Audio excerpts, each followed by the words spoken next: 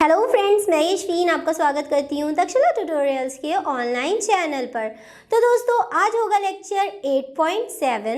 Lecture 8.6 में हमने किसके बारे में पढ़ा था? इम्यूनिटी के बारे में पढ़ा था। इम्यूनिटी को क्या कहते हैं, जिसे प्रतिरक्षा भी बोलते हैं। उसमें हमने आपको बताया था कि जो हमारा शरीर होता है वो कुछ रोगों से लड़ने में खुद ब खुद सक्षम होता है।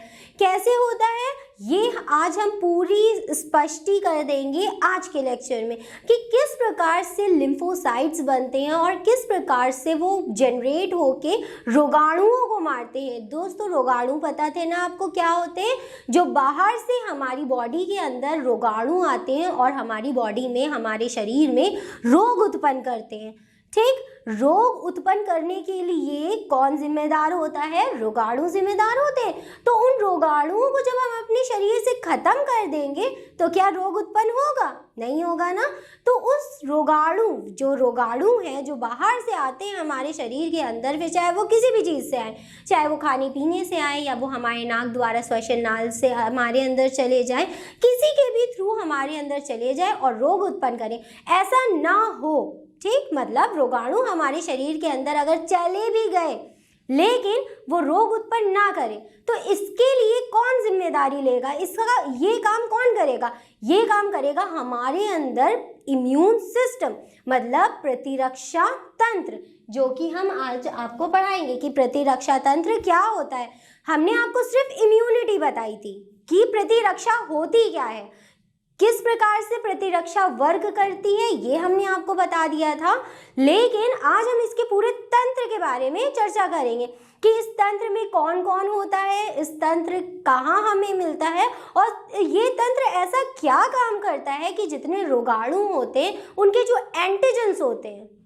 देखिए दोस्तों, रोगाणु के कुछ एंटीजेंस होते हैं। ठीक, एंटीजेंस का नाम अभी हम आगे आपको बताएंगे, नया नाम नहीं है कोई। ठीक, अभी हम धीरे धीरे करके आपको एक एक चीज़ें बताते रहेंगे। बस आपको एक चीज़ हम अभी ध्यान करा दें कि एक नाम आएगा एंटीबॉडी। ठीक, एक नाम होगा एंटीबॉडी। ये देखिए यहाँ पे हमने लिखा है कहीं पर, ये एंटीबॉडीज। एक नाम हम लेंगे एंटीबॉडीज और एक नाम हम लेंगे एंटीजेंस। आपको बस इतना ध्यान रखना है कि जहां पर हम एंटीजेंस करें वो हमारे दुश्मन होते हैं और जो एंटीबॉडीज होती हैं वो हमारे दोस्त होते हैं। ठीक दोस्तों, एंटीबॉडीज क्या करेंगी? रोगों से लड़ने में मदद करेंगी, जबकि जो एंटीजन होगा वो क्या करेगा? रोग उत्पन्न करेगा। एंटीजन रोग क्यों उत्पन्न करेगा? क्योंकि वो रोगाणुओं में मिलता है और आप जानते हैं रोगाणु क्या काम करते हैं दोस्तों? रोग उत्पन्न करने का कार्य करते हैं हमारे शरीर के अंदर। तो चलिए आज के लेक्चर को शुरू करते हैं, जिसमें हमें पूरा पढ़ना किसके बारे में है? आज प्रतिरक्षा तंत्र के बारे में, जिसको इम्यून सिस्टम भी कहते हैं। हमारे शरीर का प्रतिरक्षा तंत्र किस प्रकार से है, वो क्या वर्क करता है, अब चलिए पढ़ते हैं। अनेक अंग हमारे शरीर में सभी प्रकार के रोग उत्पादक जीवों, अर्थात रोग उत्पादक जीव कौन? लाइक रोगाणु। ठीक, रोगाणु और प्रतिजन। अब देखिए, ये जो प्रतिजन नाम आया इसी को इंग्लिश में बोलते हैं एंटीजन। ठीक, और हमने आपको क्या बताया था कि एंटीजन जो होते हैं वो हमारे क्या होते हैं? दुश्मन होते हैं। और जो एंटीबॉडी होती है, एंटीबॉडीज होती हैं, ये हमारी दोस्त होती हैं। ये दोस्त क्यों होती हैं और ये दुश्मन क्यों होते हैं? दुश्मन। ठीक, एंटीजन जो है वो क्या है? दुश्मन है और एंटीबॉडीज क्या है? दोस्त है। ये एंटीबॉडीज क्या करेंगी? इस एंटीजन से फाइट करेंगी, लड़ाई करेंगी और क्या करेंगी? हमें रोग मुक्त कर देंगी, हमें रोग ना हो इसकी पूरी कोशिश करेंगी। ठीक, सबसे सिंपल फॉर्म में आपको समझा रहे, क्योंकि इन दोनों में यही कंफ्यूजन रहती है कि कौन हमारा दोस्त है और कौन हमारा दुश्मन है। तो आप इस प्रकार से याद कर लिए, जो एंटीजन है, जिसको हिंदी में प्रतिजन बोलते हैं, वो क्या है? हमारा दुश्मन है। और जो एंटीबॉडीज है, जिसे हिंदी में बोलते हैं प्रतिरक्षी, वो क्या है? हमारी दोस्त है। रक्षी मतलब हमारी रक्षा करता है और प्रतिजन, इससे हमें जंग करनी है। तो दोस्तों, अनेक अंग हमारे शरीर में सभी प्रकार के रोग उत्पादक जीवों अर्थात रोगाणुओं और प्रतिजनों के कुप्रभाव मतलब क्या होता है दोस्तों? मतलब बुरा इफेक्ट, बुरा प्रभाव, कि हमें जो नुकसानदायक हो। कुप्रभाव का प्रतिरोध करके समस्थैतिकता बनाए रखने के लिए एक तंत्र की रचना करते हैं जिसे प्रतिरक्षा तंत्र कहते हैं। मतलब ये जो हमारे दुश्मन हैं, इनसे हमारे जो शरीर की रक्षा करने के लिए हमारे शरीर ने एक तंत्र की रचना करी है। हमारे शरीर के अंदर ही ये तंत्र होता है। दोस्तों हमने आपको बताया था कि ये तंत्र हमें कहाँ मिलता है, रक्त और लसिका द्वारा, है ना। रक्त और लसिका में ही बी लिम्फोसाइट्स और टी लिम्फोसाइट्स का नाम आपको बताया था, जिसको हिंदी में लसिकाणु कहते हैं, वही होते हैं बस। और ब्लड हमने आपको बताया था, रक्त तो हमारी पूरी बॉडी में होता है। तो जहां जहां रक्त वहां वहां क्या होंगे, हमारे दोस्त, मतलब हमारी एंटीबॉडीज, जिसको प्रतिरक्षी बोलते हैं। यही प्रतिरक्षी क्या करेंगी, हमारे शरीर में इन एंटीजेंस को बढ़ने से रोकेंगी, इनसे डिशुम डिशुम करके लड़ाई करेंगी और कहेंगी नहीं, मैं तुमको यहाँ जिंदा नहीं रहने दूंगा, ताकि तुम रोग उत्पन्न कर सको। क्योंकि अगर एंटीबॉडीज एंटीजन को नहीं हरा पाती हैं, तब एंटीजन क्या करते हैं, रोग उत्पन्न करते हैं। एक सिंपल सी बात हम आपको बताएं कि हम दवा खाते हैं, ठीक। सब लोग ने कभी ना कभी कोई ना कोई मेडिसिन तो ली होगी, कोई भी दवा, फिर चाहे वो बुखार की पैरासीटामोल हो या कॉम्बिफ्लेम सर दर्द की हो, कोई भी ले सकते हैं हम। तो ये जो दवाएं होती हैं, ये मेडिसिन होती हैं, ये हमारे शरीर में जाके करती क्या है, क्या करती हैं? कभी आपने सोचा है इस बारे में कि हमने इनको खा लिया, ठीक, चलो थोड़ी देर बाद रिलीफ मिल गया, तो ऐसा क्या हुआ हमारी बॉडी में कि ऐसा अचानक से सब ठीक हो गया? तो ये जो दवाएं होती हैं, ये हमारी बॉडी के अंदर जाके, हमारे ब्लड के अंदर, ठीक, बॉडी के अंदर जाके जब ब्लड में ये डिसॉल्व होती हैं तो एंटीबॉडीज क्रिएट करती है। इनके अंदर पहले से ही मान लीजिए एक टाइप की एंटीबॉडी पाउडर होता है, और ये जाके जैसे ही एंटीबॉडीज क्रिएट करती हैं, वैसे ही ये एंटीबॉडी क्या करती है, एंटीजन को मार देती है। अब हमें रोग तभी होता है जब हमारे अंदर एंटीबॉडी कम हो, ठीक। जब हमारे दोस्त कम हो जाएंगे तभी तो दुश्मन हम पे हावी हो जाएंगे, तभी हमको रोग हो जाएगा। लेकिन जब हम दवा खा लेते हैं तो वो एंटीबॉडीज बनाती है, और जिसकी वजह से रोग खत्म हो जाता है, ठीक दोस्तों, यही होता है। फिर हम आगे बढ़ते हैं, जिसे प्रतिरक्षा तंत्र कहते हैं। अब आपको समझ में आया कि प्रतिरक्षा तंत्र क्या होता है। प्रतिरक्षा तंत्र इन सभी रोग जनकों यानी कि प्रतिजनों से लड़ने के लिए हमारे शरीर ने एक रचना, एक तंत्र तैयार किया है, जिसको ही क्या कहते हैं, प्रतिरक्षा तंत्र। अब आगे देखते हैं, फिर है प्रतिरक्षी प्रतिक्रिया। प्रतिरक्षी प्रतिक्रियाएं, जिसको कहते हैं इम्यून रिस्पॉन्स। अब देखिए, प्रतिरक्षी मतलब क्या होता है कि प्रतिरक्षा, ठीक, इम्यून, हमारा जो इम्यून सिस्टम है, जो इतनी देर से हम आपको बता रहे हैं। और प्रतिक्रिया क्या होती है, रिस्पॉन्स, कि हमारा इम्यून सिस्टम किस तरीके से रिस्पॉन्स करता है, किस तरीके से प्रतिक्रिया या अपनी प्रतिकृति दर्शाता है। प्रतिरक्षी प्रतिक्रियाएं प्राणियों में एंटीबॉडीज का निर्माण करने के लिए प्रेरित करती हैं। प्रतिरक्षी प्रतिक्रियाएं क्या करती हैं, प्राणियों का मतलब हम ही लोग, ठीक। प्राणियों में एंटीबॉडीज, एंटीबॉडीज कौन है दोस्तों, हमारी दोस्त हैं, ठीक। एंटीबॉडीज का निर्माण करने के लिए प्रेरित करती है। जब एंटीबॉडीज हमारे बॉडी में होंगी, हमारे शरीर में एंटीबॉडीज होंगी, तो क्या काम होगा कि जो रोगजनक एंटीजन है वो उत्पन्न नहीं होगा। तो ऐसा क्यों होता है, ऐसा क्या चीज होती है जिसकी वजह से होता है? लसिकाओं में और रुधिर में टी लिम्फोसाइट्स और बी लिम्फोसाइट्स के बारे में हमने आपको प्रीवियस लेक्चर में बताया था, उसका डायग्राम भी हमने आपको दिखाया था। उसमें क्या बनती हैं, प्रोटीन्स बन जाती हैं, और यही प्रोटीन्स क्या वर्क करती हैं, एंटीजेंस को मारने का वर्क करती हैं। अब इसमें ऐसा क्या होता है, इसकी निम्नलिखित विशेषताएं हैं। अब देखिए, एक है एंटीजन और एक है एंटीबॉडी, इन दोनों का नाम बहुत अच्छे से याद रखिएगा, ठीक। अब इनकी विशेषताएं क्या होंगी, इस प्रतिरक्षी प्रतिक्रियाएं की क्या क्या विशेषताएं हैं? सिर्फ दो विशेषताएं इनफ होंगी, दो ही विशेषताओं के बारे में हम आपको बताएंगे। पहली है आक्रामक की पहचान करना, बहुत जरूरी, पहली और बहुत इंपॉर्टेंट। और दूसरी है आक्रामक को याद रखना। इन दोनों के बारे में हम आपको डिस्क्राइबली बताएंगे, पूरा लिख के फिर बताएंगे, लेकिन अभी इसकी थोड़ी सी हेडिंग हम आपको बता देते हैं। इसके नाम से आपको क्या समझ में आ रहा है, आक्रामक की पहचान करना। अब देखिए, दो लोग हैं, एक दोस्त है एक दुश्मन है, ठीक। अब हम एंटीबॉडी को दोस्त को पता होना चाहिए कि कौन हमारा दोस्त है और कौन हमारा दुश्मन है। अब जैसे हमने पहले आपको एक एग्जाम्पल दिया था सेना वाला, कि सेना तैयार करते हैं और दूसरी वाली सेना पे अटैक करते हैं, तो आक्रामक की पहचान करना, जो एंटीजन है उसकी जब तक हम पहचान नहीं करेंगे तो हम उसको मारेंगे कैसे। अब रोड पे चलते फिरते तो किसी को ऐसे मार नहीं देंगे, तो इसीलिए एंटीबॉडीज को बहुत ज्यादा जरूरत है कि वो एंटीजन को पहचाने। अगर वो उसको पहचान ही नहीं पाएगा तो उसको कैसे मारेगा, है ना, ये भी तो बात है ना। तो ये वाला हम आपको बताएंगे इसमें। और दूसरा वाला आक्रामक को याद रखना। अब देखिए वो तो था दुश्मन, अब दुश्मन को याद भी तो रखना पड़ता है कि बाद में उसको गले लगा लिया दोस्त बना लिया, तो दुश्मन गले लगा लिया दोस्त बना लिया वाला काट दो, ठीक। आक्रामक को याद रखना भी तो जरूरी होता है। आक्रामक को याद रखने के लिए ये जो एंटीबॉडीज होती है ये इसको पहचान जाती है। ये कैसे होता है हम अभी आपको बताते हैं इसके बारे में पूरा लिख के। तो चलिए दोस्तों, अब इनकी विशेषताओं को, जो दो विशेषताएं हमने लिखी हैं, इन दोनों विशेषताओं को अच्छे से डिस्क्राइबली पढ़ते हैं। तो दोस्तों अब हम आपको बताएंगे इसकी विशेषताएं। पहली विशेषता क्या थी, आक्रामक की पहचान करना। जब तक हम आक्रामक की पहचान नहीं करेंगे तब तक हम उसको कैसे मारेंगे। तो प्रतिरक्षी तंत्र की लसीकाणु मतलब लिम्फोसाइट्स क्या थी दोस्तों, बी लिम्फोसाइट और टी लिम्फोसाइट्स, ठीक।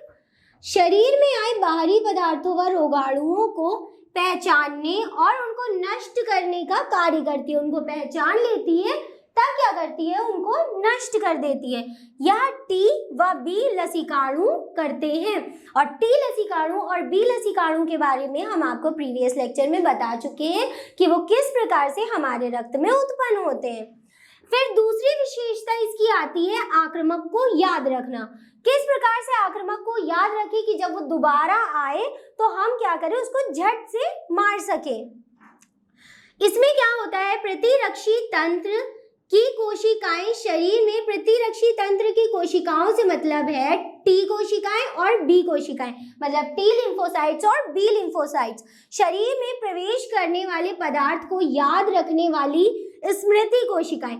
स्मृति कोशिकाओं के बारे में अभी हम आपको आगे बताएंगे। ये होती हैं मेमोरी सेल्स और ये क्या काम करती हैं, एंटीजन्स को याद कर लेती हैं कि किस प्रकार से जो एंटीजन है वो आया है, वो कौन है, तो उसको अच्छी तरीके से पहचान कर लेती हैं। और ये काम होता है सारा मेमोरी सेल्स का। इनको हिंदी में कहते हैं स्मृति कोशिकाएं। मेमोरी सेल्स का निर्माण करती हैं। बी तथा टी दोनों प्रकार के लसीकाणु स्मृति कोशिकाओं को उत्पन्न करते हैं जो रुधिर एवं लसिका में सुप्तावस्था में पड़ी रहती है। सुप्तावस्था मतलब बिल्कुल शांत पड़ी रहती है। शरीर में दूसरी बार उसी एंटीजन के प्रवेश करते ही उसके विरोधी सभी स्मृति कोशिकाएं सक्रिय होकर संक्रमण को शरीर से की रक्षा के लिए तत्पर हो जाती है। इसका मतलब क्या होता है कि एक बार तो कोई भी बाहरी पदार्थ हमारे अंदर आ गया, कोई रोगाणु आ गया, उसने रोग उत्पन्न कर दिया और हमारे शरीर के प्रतिरक्षा तंत्र ने क्या किया, उसके खिलाफ एंटीबॉडी तैयार कर दी और वो एंटीबॉडी हमारे शरीर में सुप्तावस्था में पड़ी रहती है। सुप्तावस्था मतलब चुपचाप रहती है। दोबारा अगर वही एंटीजन मतलब कोई भी अगर चिकन पॉक्स का एंटीजन है, वो एंटीजन आता है तो क्या काम करती है, ये एंटीबॉडीज जो है तत्पर उत्पन्न हो जाती है, तत्पर क्या करने लगती हैं, एक्टिव हो जाती है। ये देखिए सक्रिय होकर संक्रमण से बचने में मदद करती है।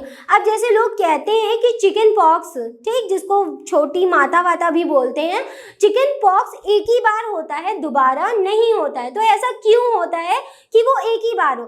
अगर एक बार किसी व्यक्ति को चिकन पॉक्स हो जाता है तो उसके बाद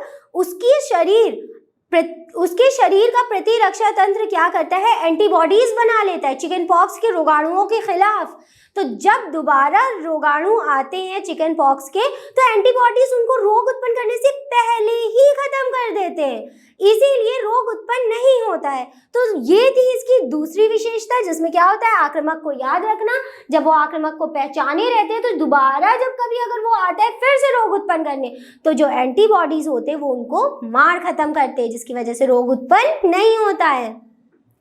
ये थी इसकी दूसरी विशेषता है। अब दोस्तों हमने जो आपको लिम्फोसाइट्स बताइए, एक थी टी लिम्फोसाइट और एक थी बी लिम्फोसाइट्स। ये कौन कौन सी सेल्स बनाती हैं, इनको भी जल्दी से पढ़ लेते हैं और अपना लेक्चर कंप्लीट करते हैं। तो दोस्तों अब हमें ये देखना है कि टी लसिकाणु की एंटीजन की प्रति अनुक्रिया क्या होती है और बी लसिकाणु की एंटीजन के प्रति क्या अनुक्रिया होती है, ये दोनों का रोल क्या है इस पूरे प्रतिरक्षा तंत्र में। तो देखिए, टी लसिकाणु की एंटीजन के प्रति अनुक्रिया जो होती है वो काफी सेल्स बना के होती है। ये 3 या 4 प्रकार की सेल्स बनाते हैं, जिनमें सबसे पहली सेल होती है मारक कोशिका। इसको किलर सेल भी बोलते हैं। मतलब मारक कोशिका मतलब होता है कि उसको मार डालती है। किसको मार डालेगी? दुश्मन को मारेगी ना। और दुश्मन कौन है? एंटीजन है। ये क्या काम करेगी? उनको पहचान के उनके ऊपर आक्रमण करके उनको नष्ट कर देगी। दूसरी कोशिका है सहायक कोशिकाएं। सहायक कोशिकाओं को इंग्लिश में कहते हैं हेल्पर सेल्स। हेल्पर सेल्स क्या कहती हैं? टी लिम्फोसाइट्स और बी लिम्फोसाइट, मतलब टी लसिकाणु और बी लसिकाणु दोनों को सक्रिय करने का काम करती हैं। उनको ज्यादा सक्रिय करती हैं, मोटिवेट करती हैं, ताकि जो प्रतिरक्षा तंत्र है उसकी कैपेबिलिटी बढ़ जाए, उसकी जो क्षमता है वो बढ़ जाए। तो जो हेल्पर सेल्स है वो क्या काम करती हैं? लसिकाणुओं को सक्रिय करने का कार्य करती हैं। और तीसरी सेल जिसके बारे में हम आपको बता भी चुके हैं वो है मेमोरी सेल्स। मेमोरी सेल्स या इसको हिंदी में स्मृति कोशिकाएं कहते हैं। ये स्मृति कोशिकाएं क्या काम करती हैं? ये हमारे शरीर में जो एंटीबॉडीज आते हैं उनको दिमाग में बैठा के रख लेती है, तभी तो उसको मेमोरी सेल्स कहते हैं। ठीक, मेमोरी सेल्स तो ये क्या काम करती हैं कि ये जितने भी रोगाणु हमारे शरीर में आए होते हैं उनको अच्छे से पहचान लेती है और उनके खिलाफ बाद में एंटीबॉडीज बना के रख लेती है, ताकि अगर वही रोगाणु दोबारा आए तो जो एंटीबॉडीज तैयार की गई हैं जिस रोगाणु के लिए उसको एक्टिवेट कर दे, सक्रिय कर दे, और ताकि वो उसको नष्ट कर दे। सबसे पहले क्या, मेमोरी सेल्स उनको ध्यान कर लेती है, हेल्पर सेल्स उनको सक्रिय कर देती हैं और किलर सेल्स क्या करती हैं? उनको मार देती हैं। और ये सब किसकी अनुक्रियाएं हैं? टी लसिकाणु की अनुक्रियाएं हैं। अब बी लसिकाणु का क्या रोल है? ये क्या काम करते हैं? ऊतक द्रव, मान लीजिए ऊतक द्रव में एंटीजन के प्रवेश कर जाने पर, कर गया, कोई रोगाणु आ गया और वो हमारे ऊतकों में प्रवेश कर गया, कर जाने पर बी लसिकाणु एंटीबॉडीज बनाती हैं। ये बात हमने आपको प्रीवियस लेक्चर में भी बता दी थी। एंटीबॉडीज बनाती हैं एक विशिष्ट प्रकार के एंटीजन के लिए। एक विशिष्ट प्रकार की बी कोशिकाएं होती है। बी कोशिकाएं मतलब बी लसिकाणु। ठीक, ये वाली लाइन क्या कहती है? एक विशिष्ट प्रकार के एंटीजन के लिए एक विशिष्ट प्रकार की बी कोशिकाएं होती हैं। इसका मतलब ये होता है, जैसे हमने आपको बताया चिकन पॉक्स कोई का रोगाणु आया तो उसके लिए चिकन पॉक्स की ही एंटीबॉडी बनेगी। ये नहीं कि बुखार की बन जाए या नज़ले की बन जाए या जुकाम की बन जाए, नहीं, ऐसा नहीं है। सबकी अलग अलग होती हैं कोशिकाएं, सबकी अलग अलग एंटीबॉडीज होती हैं। एक रोग की एक स्पेसिफिक एंटीबॉडी बनाई जाती है जो बाद में जाके अपना पूरा झुंड बना लेती है, पूरा कॉलोनी बना लेती है और खुद क्लोन हो जाती है।